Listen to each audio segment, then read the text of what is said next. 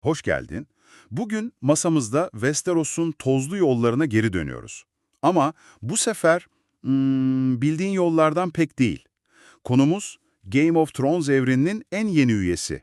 A Knight of the Seven Kingdoms. Evet, Elimizdeki kaynaklarda harika bir karışım.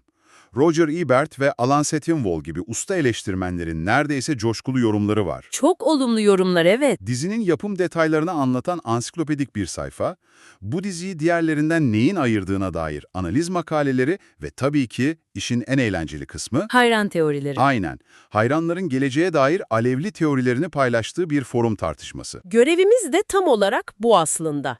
Yani bu kadar sevilen devasa bir evrende nasıl oluyor da daha küçük ölçekli, daha kişisel bir hikaye bu kadar büyük bir heyecan yaratıyor? Birlikte şuna bakacağız. Bu diziyi öncekilerden ayıran bilinçli tercihler neydi? Karakterler kalbimize nasıl dokundu? Ve tabii bu neşeli maceranın altında yatan o kaçınılmaz trajedinin gölgesine, yani o hayal teorilerine dalacağız.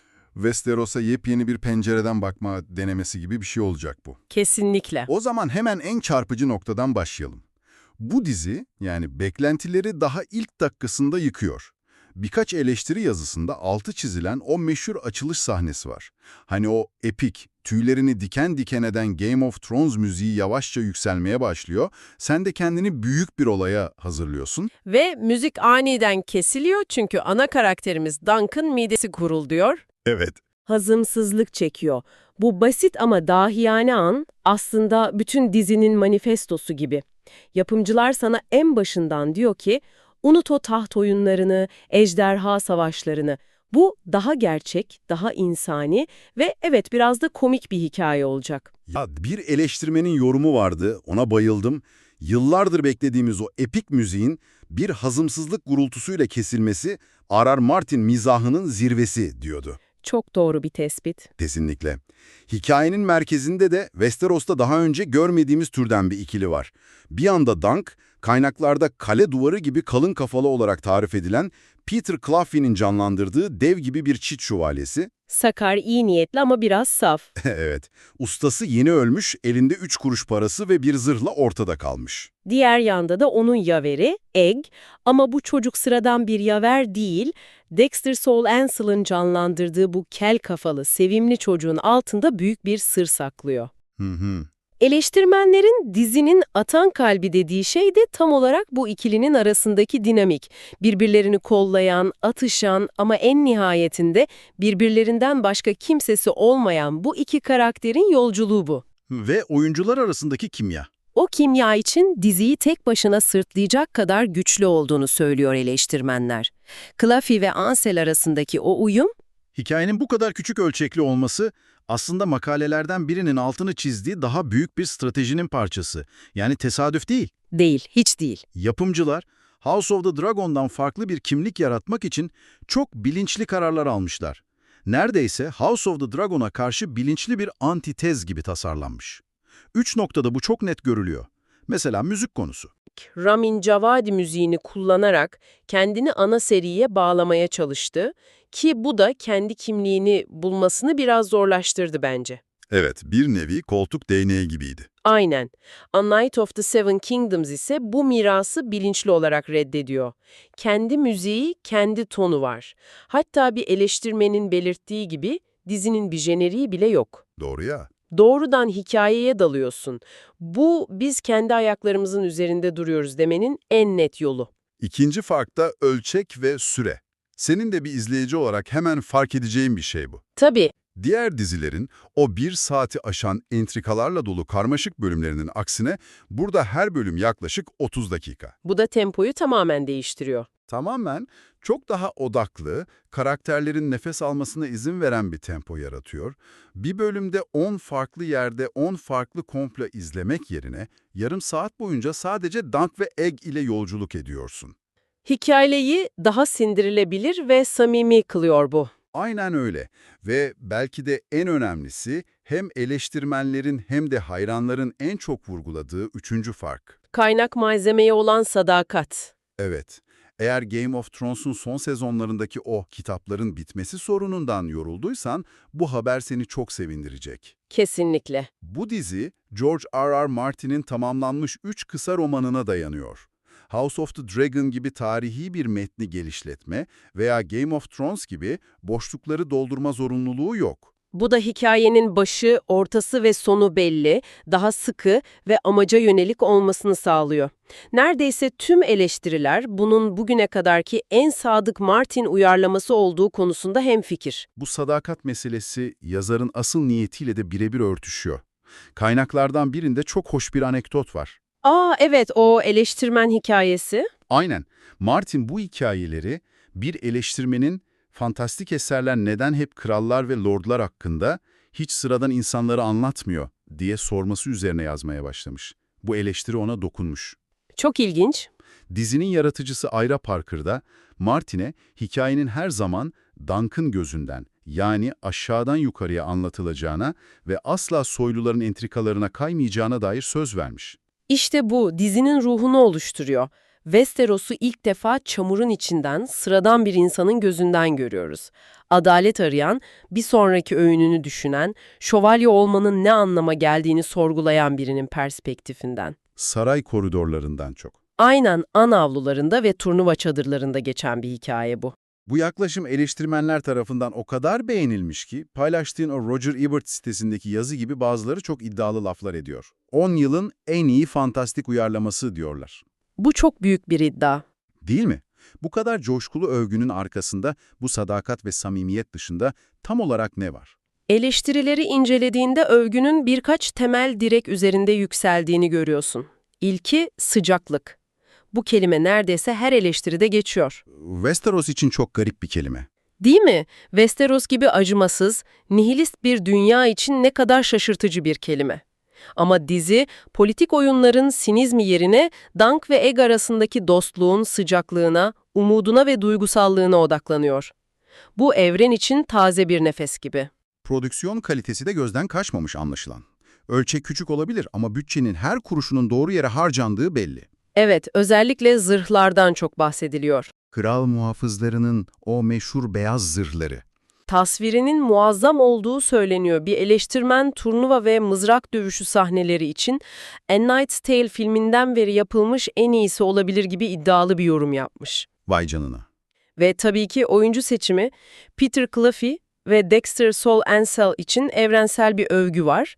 Ama ben özellikle kötü karakter Prens Aerion Targaryen'ı canlandıran Finn Bennett'e dair yorumları ilginç buldum. Karakteri kontrollü bir delilikle oynadığı, o soğuk bakışlarının altındaki tehlike hissini izleyiciye geçirmekte çok başarılı olduğu vurgulanıyor. İyi bir hikaye, iyi bir kahraman kadar iyi bir kötü adama da ihtiyaç duyar. Kesinlikle. Ve Aerion bu rolü mükemmel dolduruyor gibi görünüyor. Ama her şey mükemmel değil mi? O Roger Ebert'in sitesindeki yazı çok olumlu olmasına rağmen bazı eleştiriler de getiriyordu. Tabii. Özellikle geri dönüş, yani flashback sahnelerinin kullanımına dair bir eleştiri vardı sanırım. Evet, bu adil bir eleştiri ve birkaç yerde daha karşımıza çıkıyor. Dizi, Dunk'ın geçmişini ve şövalyelik anlayışını göstermek için sık sık flashbacklere başvuruyor. Ancak bir eleştirmenin de belirttiği gibi, Dunk'ın geçmişini anlatan bu sahneler, önemli bir mızrak dövüşünün tam ortasında araya girince tüm gerilimi öldürdü. Evet anladım. Tempo düşüyor yani. Aynen. Temponun en çok ihtiyaç duyulduğu anda hikayeyi kesintiye uğratabiliyorlar. Bu Dunk karakterini derinleştirme çabası olsa da bazı anlarda anlatımın akıcılığına zarar verdiği düşünülüyor. Anladım. Bir de yan karakterlerin biraz gölgede kaldığına dair bir yorum vardı. İlginç yan karakterler veya Egg'in babası Prens Maekar gibi kilit figürler biraz geri planda kalabiliyor. Daha fazla görmek istiyorsun. Evet, izleyici olarak onlarla daha fazla vakit geçirmek isteyebilirsin. Ama genel kanı bu küçük pürüzlerin dizinin o büyük kalbini ve genel başarısını gölgelemediği yönünde. İşte tüm bu sıcaklık, umut ve samimiyet elimizdeki forum tartışmalarını daha da ironik ve büyüleyici kılıyor. Kesinlikle. Çünkü o forumlardaki her bir sohbet eninde sonunda Westeros tarihinin en karanlık, en gizemli olaylarından birine bağlanıyor. Summerhall trajedisi. Evet. Bu sanki sonunun uçurum olduğunu bildiğin halde manzarası çok güzel olan bir yolda gitmek gibi. Gel O uçurumdan Summerhall'dan bahsedelim biraz. Çok iyi bir benzetme. Çünkü evrenin tarihinden biliyoruz ki bizim sevimli Aegon'ımız Kral Ways Aegon Targaryen olduğunda ve Dunk da onun Lord Kumandanı Sir Duncan the Tall olduğunda. Evet. Bu ikilinin hikayesi Summerhall adındaki bir sarayda çıkan feci bir yangınla sona eriyor. İkisi de o yangında ölüyor. Ama nasıl? Neden? İşte gizem burada. İşte bu soruların cevabı yok. Martin, kitaplarda bu olayın geçtiği sayfaların üzerine mürekkep dökülmüş gibi bir tasarım yaparak gizemi daha da arttırıyor. Bu boşluk da sayısız hayran teorisi için mükemmel bir zemin hazırlıyor. O zaman bu teorilerden en popüler olanlarına bir göz atalım. İlk olarak Duncan kaderi var. Duncan sürekli kendi kendine tekrarladığı o tekerleme. Dunk the Long, thick as a castle wall. Evet, kalın kafalı Dunk, kale duvarı gibi sağlam. Hayranlara göre bu basit bir tekerlemeden çok daha fazlası, bir kehanet. Aynen öyle. En yaygın teori Duncan'ın yangın sırasında birilerini, muhtemelen o gün Prens Rhaegar'ı doğuran Kraliçe Rhaella'yı korumak için kelimenin tam anlamıyla çöken bir kale duvarını sırtlayarak öleceği yönünde. Yani tekerleme gerçek oluyor. O tekerleme onun son anını anlatıyor olabilir. Bu tam Martinlik bir hareket. Anlamsız gibi görünen bir lafın aslında karakterin kaderini anlatan bir kehanet olması. Egg'in son sözlerine dair de benzer bir teori var değil mi? Var, evet. Hikayeler boyunca heyecanlandığında veya birini yakalamaya çalıştığında sık sık "Yakalayın onu, işte orada!" diye bağırdığını görüyoruz. Evet, hayranlar Summerhall'daki son sözlerinin de bunlar olabileceğini düşünüyor. Belki de Duncan bir sabotajcıyı yakalamasını ya da alevlerin içinden birini kurtarmasını emrediyordur.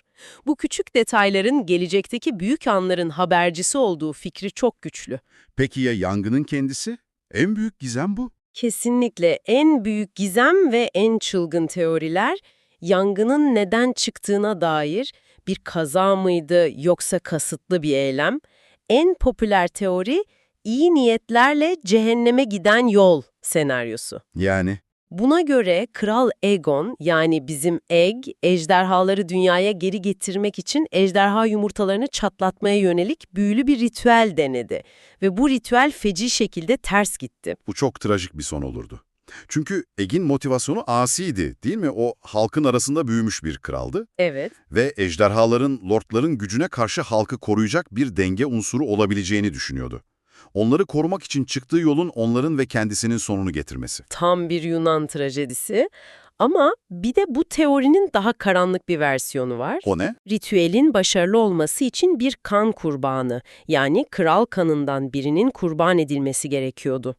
Belki de o gün doğan bebek, Prens Rhaegar'ın. Ve Dunk bir şövalye olarak buna engel olmaya çalışınca ritüel kontrolden çıktı ve felaket yaşandı. Vay canına! Bu senaryoda Dunk, şövalyelik yeminini kralına olan sadakatinin önüne koymuş oluyor. Tam olarak.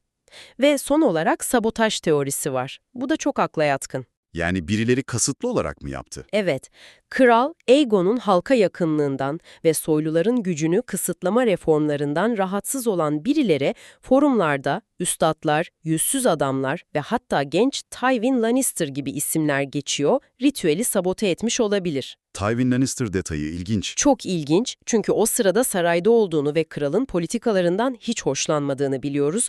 Bu detay teoriyi daha da ürpertici kılıyor. Bütün bu teorilerde büyüleyici olan şey şu, dizi ne kadar neşeli ve umut dolu başlarsa başlasın, evreni bilen sen ve diğer izleyiciler bu sevdiğin karakterleri korkunç bir sonun beklediğini biliyorsun. Evet, bu izleme deneyimine müthiş bir dramatik ironi katıyor. Duncan ve Egg'in her şakalaşmasında, her samimi anında o trajik sonun gölgesini hissediyorsun. Bu da hikayeyi daha derin ve dokunaklı hale getiriyor. Kesinlikle. Peki, tüm bunları bir araya getirdiğimizde ne görüyoruz? Elimizde Westeros'tan görmeye alıştığımızdan çok daha küçük ölçekli, daha karakter odaklı, daha sıcak ve umut dolu bir dizi var. Ve kalıpları yıktığı için Evet, alışılmış kalıpları yıktığı ve kaynak materyale sadık kaldığı için eleştirmenlerin ve hayranların gözdesi olmuş durumda. öyle görünüyor ki yapımcılar başarılı bir evrenin hayatta kalması için illaki daha büyük, daha epik olmak zorunda olmadığını anlıyorlar. Bazen hikayeyi küçülterek daha güçlü bir etki yaratılabileceğini anlıyorlar. Doğru. Dunk ve Egg hikayelerinin o eşsiz tonla ihanet etmeyerek hem taze hissettiren hem de sevdiğin o dünyaya derinden bağlı bir iş ortaya koymuşlar. Üzerinde bir Yunan trajedisinin gölgesi olan bir yol arkadaşlığı hikayesi bu. O zaman sana üzerinde düşünebileceğin son bir soru bırakalım. Paylaştığın o forum tartışmalarında hayranların Dunk ve Egg hikayelerini ana seriye kıyasla neden daha keyifli ve daha az yorucu bulduklarına dair bir sürü yorum vardı. Evet, o çok dikkat çekiciydi. Gerekçe olarak da hikayenin daha odaklı, bitmiş olması ve karakterlerin net bir şekilde sevilebilir olması gösteriliyordu. Hı hı. Bu diziyi izlerken şunu bir düşün, sürekli genişleyen, birbiriyle bağlantılı onlarca film ve diziden oluşan karmaşık sinematik evrenler çağında, basit, iyi anlatılmış, başı, ortası ve sonu belli olan tek bir hikayede daha büyük bir güç, daha saf bir keyif olabilir.